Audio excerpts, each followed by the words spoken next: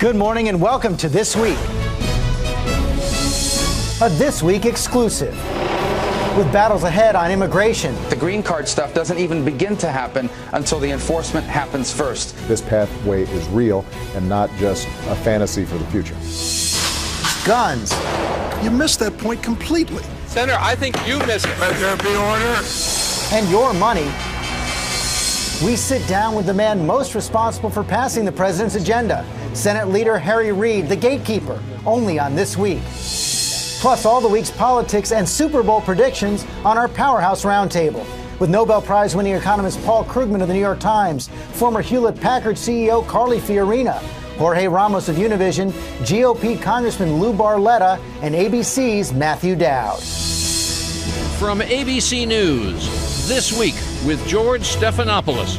Reporting from ABC News headquarters, George Stephanopoulos. Hello again. President Obama says that our headliner has the toughest job in Washington. Top Republicans complain that he makes it harder than it needs to be. And over the next year, no single senator will have more influence over the president's ambitious agenda than Democratic leader Harry Reid. When we met in the Capitol on Friday for this exclusive interview, he was feisty and confident, especially on this week's top issue, immigration reform. It has to get done. We have to work hard to get it done. It's really easy to write principles. To write legislation is much harder. And once you write the legislation, then you have to get it passed. But I think things are looking really good. They're looking good for a number of reasons. One, it's the right thing to do. And number two, the Republicans can no longer stop this. They've tried it. It hasn't worked. Look what they tried to do to me a couple of years ago. Look what they tried to do to the president just this last time, and it just didn't work. But it still does seem there's going to be a big sticking point. The biggest one I can see is this tie between border security and the path to citizenship for the illegal immigrants. Senator Rubio, part of the bipartisan group of senators, has said unless you have real enforcement there, real triggers, he's not going to support the bill. That trigger is critically important, otherwise it will never happen. You are absolutely right. But every time I've talked about this, I say there are a few things we need. Number one is border security, southern and northern border security. We have to do that. We have to have a pathway to legalization. We have to make sure that the employer sanctions works. It hasn't worked in the past, and a few other things. But sure, we have to have security, but it's not going to. We have spent billions and billions of dollars in security, and that's why the border is much more secure now. Exactly. Senator Rubio says that there has to be operational control of the borders. Can you meet that standard? I don't know what that means, and I don't think he does either. The fact is, we have some metrics we're talking about, some numbers, and we can do that. But this legislation is going to pass. If people are looking for excuses not to vote for it. Pass the Senate, pass the House? Well, it's certainly going to pass the Senate. And it would be a bad day for our country and a bad day for the Republican Party if they continued standing in the way of this. So the answer is yes. One of the other big issues, the president said he wants that gay and lesbians to be able to have a family preference. Senator McCain has said we shouldn't gum up the legislation with what he calls social issues. If we have gay folks in this country who have children or they come from some other place, they should be protected just like any other child. That's the position. The Republicans are saying that's too heavy a lift. If they're looking for an excuse not to support this legislation, this is another one. But the American people are past excuses. They want this legislation passed. There's a suspicion in the Republican Party that the president and Democrats are looking for an issue here that they'd rather have the political issue than a policy achievement. So they're going to lay out these principles and then not compromise at all. George, let's look at this with our brains, but also I think we need to look at it with our hearts. I mean, I have seen how things have changed in Nevada. When I was a boy there, we had very few Hispanics. Now, more than 40% of the children in a school district in Clark County, Las Vegas, Nevada, of 330,000 people, over 40% of them are Hispanic kids. I've seen the dreamers come to me and explain to me, we're Americans. We know no other country. My heart says we have to do this. You are also right at the center of the gun debate, which is also pulling on a lot of hearts in America as well. And so many, including the National Rifle Association President David Keene, are wondering where you stand right now on the issue of gun legislation.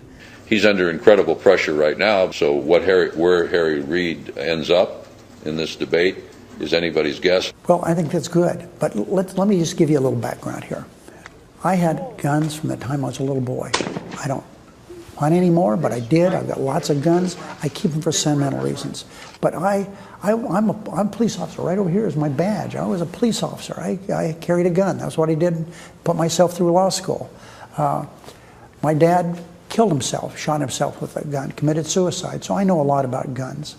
And there are things that I think we need to do. I have said to Senator Leahy, I want a bill to come out of the Judiciary Committee. I want you to hold hearings. I want to go through the regular process.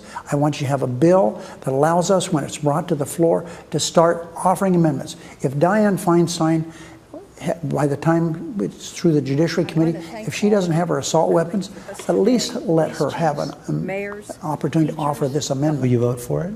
Well, I don't know. Frankly, and she knows I haven't read her amendment. I didn't vote for the assault weapons last time because it didn't make sense. But I'll take a look at it. I think that we need to take a look at federal trafficking. I think that everyone acknowledges we should do something with background checks. Universal background checks. Yeah, I think we need to increase that. I'm still a supporter of the Second Amendment, but you can do things like that. How about restrictions on high-capacity magazines for ammunition? I think that's something we definitely have to take a look at. Take a look or vote for? Well, let's see what it is. Let's see what it is. You know, I know that there are restrictions that people have had forever as to how many bullets you can have in a weapon. For example, if you want to hunt waterfowl, you have to plug that so you only shoot 3 times in a row. Sure, there are things we can do, and I'm happy to take a look at it. And on the assault weapons ban, you said the one you voted against didn't make any sense. And but there have been independent studies which showed that when that ban was in place, the number of crimes using military-style assault weapons went down, and when it expired, they went up. George, with what took place in Aurora, Colorado, where that man walked in and murdered lots of people, what happened in Newtown, yeah, they just always mess up that a little bit. To see those little babies on the ground, one little girl, 5 years old, shot more than 10 times. Of course, that breaks your heart, and I'm willing to take a look at it. You've been supported by the NRA in the past. You support the Second Amendment, as you said. But one of your colleagues, Senator Bill Nelson, has said that they've become extremists, that they're more representing gun manufacturers than the majority of gun owners. Do you agree with that? George, I've been supported by the NRA on occasion. I know Wayne LaPierre. He's always been extremely pleasant to me. We have a good relationship. So I am not here to demean the organization. But they are resisting almost everything you've talked about and we've talked about here, everything the president has called for. George, just because they resist it doesn't mean we can't do things. I mean, we have a lot of special interest groups that come and complain about things, and we don't listen to them. We'll listen to them and make the right decision. But will you commit to getting something done? Yes, I definitely want to do something with immigration for sure, and I want to get something done on guns. Then we've got the big issues. And George, but let's not limit this conversation to only guns. There are other issues very important in this issue. Mental health. I mean, gee whiz, we've got to do something on that. That's certainly the truth. Let's talk about another huge issue this year, the sequester across-the-board budget cut supposed to hit on March 1st. You talked to leading Republicans in the House like Paul Ryan, leading Republicans in the Senate like Tom Coburn. They say the sequester is going to hit. Are they right? The American people need to understand that it's not as if we've done nothing for the debt. $2.6 trillion, $2.6 trillion already we've made in cuts. And all those cuts have come from non-defense programs. We need to keep our eye on the prize and continue doing something about spending. But I think that what we need to do is do some of the things that Mitt Romney talked about. He said there's some low-hanging fruit. There are a lot of tax loopholes that should be closed. I agree with him. We haven't done that. Like which ones? Well, oil subsidies. We have issues dealing with shipping jobs overseas. Why don't we do fill some of these? But I think if my numbers are correct, if you do the oil and gas subsidies, I think that might save you something like $25 million over 10 years. It's going to extend the sequester by a couple months. It's more than that, George. But let's assume, because the debt ceiling doesn't kick in until August. I believe that's what we'll have. But let's add these together. Let's say you're right, it's $30 billion. But let's Jobs overseas, we can dial that however we want because it's a huge loss of revenue. Corporate jets, there are all kinds of things that are low-hanging fruit. But you've heard the Republicans across the board here. They're saying they're done with revenues for 2013. George, the American people are on our side. The American people don't believe in these austere things. We believe that the rich should contribute. We believe we should fill those tax loopholes. Get rid of them, I should say. And that's where we need to go. But that's a debate that's been had, as you know, for the last several months, the last couple of years. It doesn't appear that that's going to get solved in the next month. So the sequester is going to hit. George, that's what they said 2 days, 3 days, a week away from the fiscal cliff. No revenue. Well, we got about $700 billion in revenue. There's still more that we can do. So are you saying that to lift the sequester, first of all, it's going to have to include some new revenue, whatever you agree to? Without any question. And there are some efforts being made to only get rid of the sequester as it relates to defense.